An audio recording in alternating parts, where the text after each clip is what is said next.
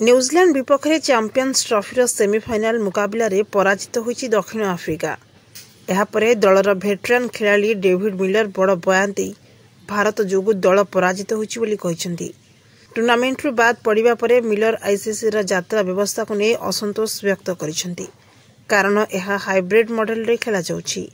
Group मुकाबला किए final खेलिबो ता स्पष्ट न हेबा जोगु ग्रुप बी रो दुई सेमीफाइनालिस्ट दक्षिण आफ्रिका एवं ऑस्ट्रेलिया पाकिस्तान रो दुबई आसीथिले। भारत न्यूजीलैंड विपक्ष में विजेता हेबा परे दक्षिण आफ्रिका पुणी थे पाकिस्तान फेरीथिला, कारण सेमीफाइनाल लाहोर रे खेला जिवार थिला। एही अतिरिक्त यात्रा को भूल दर्शाइछंती मिलर।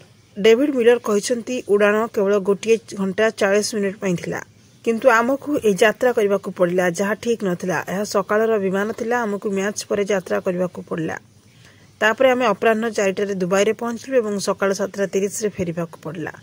आमे 5 घंटार विमान यात्रा करी फेरिथिलु एवं आम पाखरे विश्राम नेबा एवं संपूर्ण सुस्थ अनुभव करिया पई यथेष्ट समय थिला, किंतु एही परिस्थिति आदौ ठीक नथिला बोली से कहिसंती।